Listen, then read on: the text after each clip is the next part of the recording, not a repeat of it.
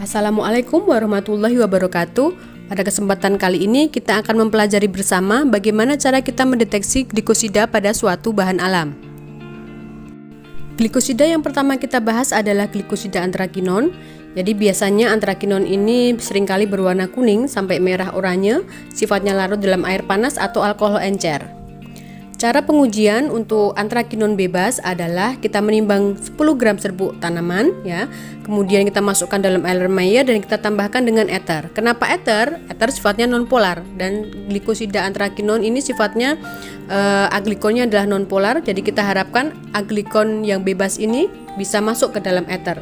Kita saring ya, kemudian kita dapatkan larutan atau filtrat. Nah, selanjutnya kita tambahkan dengan amonia atau KOH. Maka akan terbentuk positif ya. Kalau positif warnanya merah jambu, merah atau violet.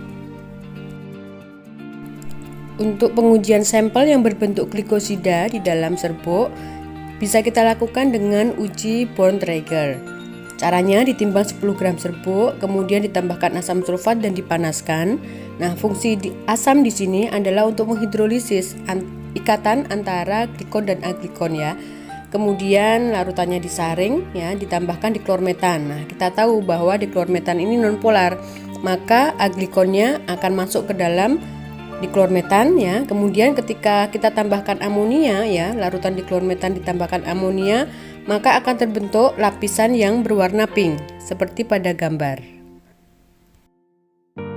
Selanjutnya kita beralih ke glikosida alkoholik ya.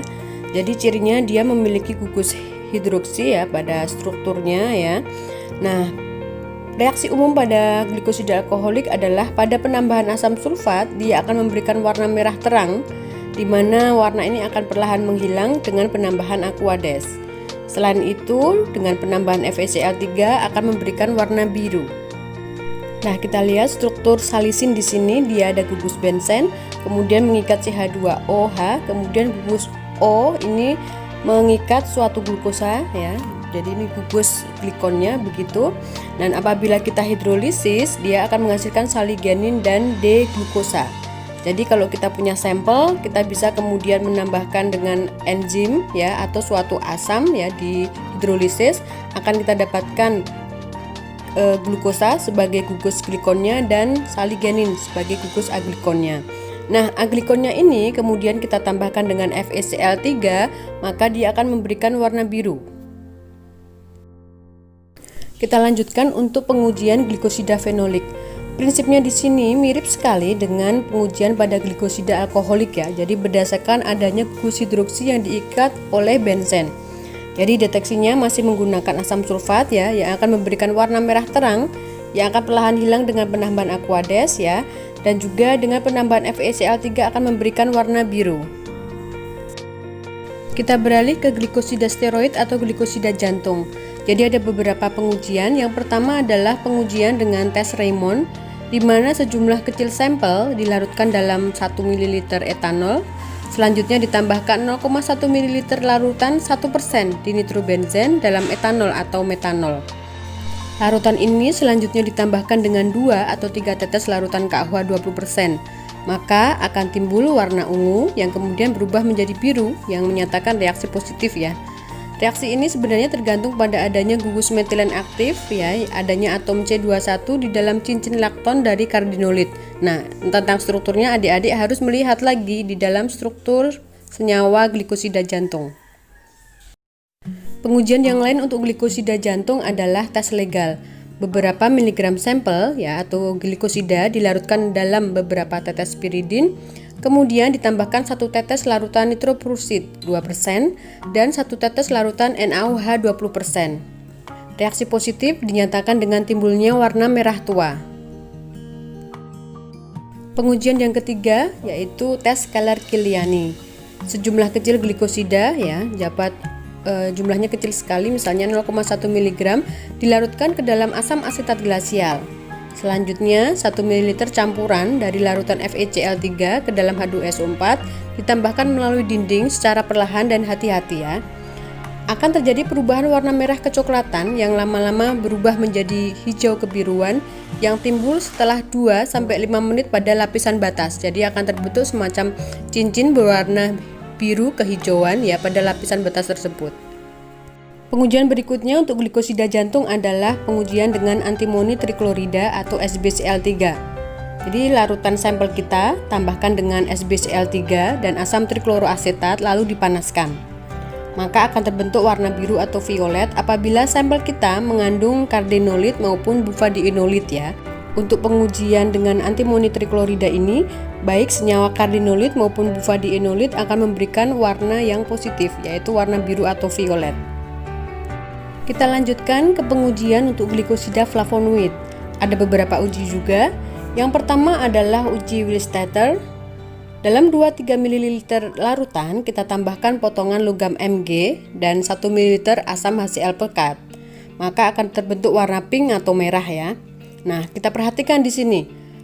Struktur dari glikosida flavonoid C6C3C6 ya, kemudian dia memiliki gugus hidroksi begitu ya. Dan apabila kita tambahkan dengan Mg dan HCl, maka akan terbentuk reaksi reduksi pada cincin B. Kita lihat di sini hidroksinya, kemudian kehilangan atom H menjadi O- dan juga pada gugus karbonil di bawah, gugus O menjadi gugus OH di sini ya, sehingga terbentuk garam flavilium yang berwarna pink atau merah. Pengujian berikutnya adalah uji Birch-Smith. Kita tambahkan 2-4 tetes asam sulfat ke dalam sampel kita. Nah, asam sulfat kita bisa ganti juga dengan asam klorida misalnya ya. Selanjutnya dipanaskan di atas water bath selama 15 menit. Kalau positif reaksinya akan terbentuk warna merah. Reaksinya kita jelaskan sebagai berikut. Jadi kalau kita punya senyawa flavonoid misalnya flavonol ya, kemudian kita tambahkan dengan asam, maka kemudian gugus O yang di atas itu ya dia akan terprotonasi dan kemudian gugus karbonil di bawah itu akan mengikat hidrogen ya dari HCl-nya begitu. Sehingga akan terbentuk garam flavilium yang berwarna merah. Deteksi berikutnya adalah pengujian dengan NaOH. Jadi kita tambahkan ya sampel kita, misalnya di sini sampel kita mengandung suatu senyawa quercetin ya, salah satu contoh dari flavonoid. Kita tambahkan dengan NaOH 10%. Kemudian apabila positif ya, maka Na ini ya akan berikatan pada salah satu gugus hidroksi. Jadi di sini terlihat ya gugus O mengikat Na dan terbentuk warna kuning atau oranye. Pengujian selanjutnya adalah uji Wilson untuk flavonoid. Nah, ini spesifik untuk flavonoid yang memiliki gugus hidroksi pada atom C3, di sini C3 dan C5-nya. Oke. Jadi apabila kita tambahkan asam borat ya pada sampel kita, maka asam borat ini akan terikat pada gugus hidroksi ya, gugus hidroksi yang letaknya orto dari gugus karbonil di sini. Jadi bisa pada C3 atau C5 dan akan membentuk warna kuning. Uji yang lain yaitu uji sinoda atau uji cyanidin.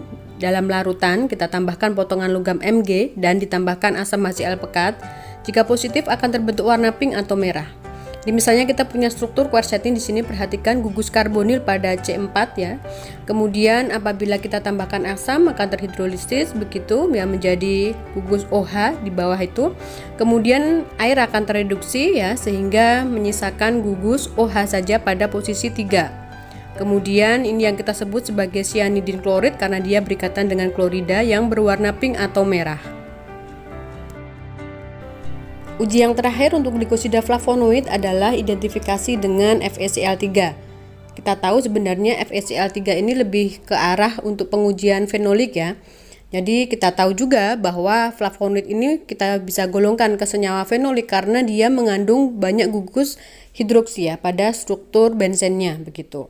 Nah, FeCl3 apabila kita tambahkan pada suatu sampel, dia akan memberikan warna ungu apabila dalam sampel tersebut terdapat 3 gugus hidroksi yang berdekatan yang susunannya orto begitu, membentuk warna ungu. Sementara kalau dalam sampel kita terdapat gugus OH-nya letaknya meta begitu ya, 2 gugus hidroksi letaknya meta, dia akan menghasilkan warna hijau. Nah, biasanya dalam sampel ini merupakan campuran ya, kalau ada 2 gugus OH yang letaknya meta, kemudian ada gugus OH 3 begitu, warnanya akan membentuk warna ungu dan hijau dia akan berubah menjadi warna biru begitu. Sekarang kita beralih ke pengujian glikosida steroid dan triterpenoid. Jadi ada uji yang pertama adalah uji dengan reagen Lieberman-Burchard, di mana apabila kita memiliki ekstrak ya, misalnya ekstraknya adalah ekstrak etanol begitu. Nah, kita uapkan dulu sampai kering. Selanjutnya diekstrak dengan kloroform. Tujuannya apa? Tujuannya ya untuk mengambil senyawa yang sifatnya nonpolar ya, steroid atau triterpennya.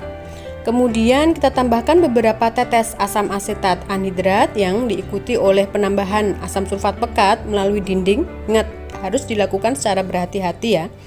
Kemudian nanti akan terbentuk cincin berwarna violet pada lapisan batasnya tersebut. Uji yang lain untuk glikosida steroid dan triterpenoid adalah Tel-Salkowski. Ekstrak alkoholik ya, kita uapkan sampai kering dan diekstrak dengan kloroform mirip dengan pengujian LB tadi. Kemudian kita tambahkan beberapa tetes asam sulfat pekat melalui dinding ya ke dalam ekstrak kloroform tersebut.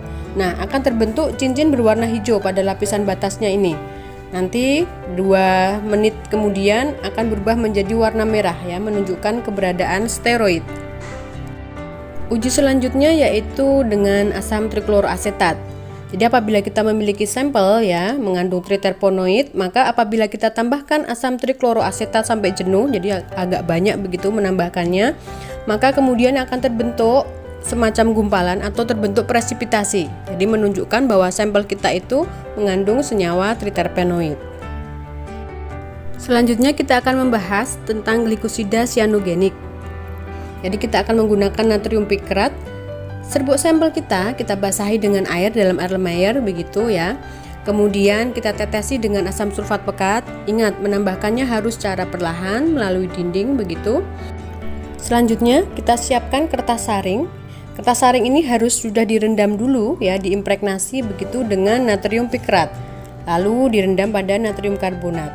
Nah, kertas saring ini selanjutnya kita taruh ya di mulut Erlenmeyer. Kemudian kita tekan begitu dengan gabus atau dengan penutup Erlen begitu, sehingga ada bagian kertas saring yang masuk ke dalam Erlenmeyer ya. Nah, selanjutnya akan terbentuk warna merah bata pada kertas saring karena adanya HCN bebas yang menguap dari serbuk, karena tadi serbuknya sudah kita hidrolisis ya dengan adanya asam sulfat. Jadi ikatan antara aglikon HCN ya, sianidanya itu sudah lepas ya. Jadi dia HCN sifatnya mudah menguap. Jadi dia akan menguap bereaksi dengan kertas saring tadi yang isinya sudah ada natrium karbonat dan juga ada natrium pikrat begitu. Yang terakhir kita bahas adalah glikosida saponin. Glikosida jenis ini deteksinya sangat gampang, yaitu larutannya kita gojok ya selama 10 detik dengan kuat begitu dalam tabung reaksi. Kemudian akan muncul busa setinggi lebih dari 1 cm yang sifatnya ini stabil begitu. Nah, kemudian apabila busa ini kita tambahkan dengan HCl ya, diteteskan begitu, maka busa ini akan tetap stabil atau permanen, jadi tidak hilang dengan adanya penambahan HCl. Pengujian yang lain yaitu dengan uji hemolisis darah. Caranya adalah larutan kita teteskan pada media agar darah, kemudian kita amati selama 30 menit.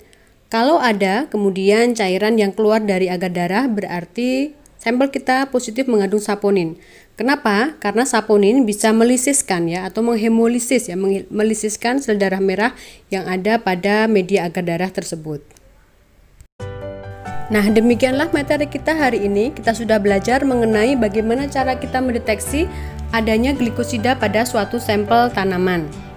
Ingat, yang perlu kita perhatikan ya, ada beberapa hal. Yang pertama adalah pelarut yang kita gunakan untuk mengekstraksi. Jadi pelarut harus bisa mengambil senyawa yang akan kita deteksi. Jadi kalau senyawanya polar, pelarutnya juga sifatnya harus polar dan sebaliknya. Yang kedua adalah metode ekstraksinya. Apakah kita mau pakai metode perkolasi, maserasi dan yang lain gitu ya. Disesuaikan dengan kemungkinan senyawa itu ada dalam jumlah yang banyak atau sedikit dalam suatu sampel kita. Dan yang terakhir adalah jenis reagen yang akan kita gunakan. Jadi harus diperhatikan reagennya itu yang mana, karena ada beberapa pengujian ya untuk satu jenis glikosida. Sampai jumpa lagi di pertemuan berikutnya. Wassalamualaikum warahmatullahi wabarakatuh.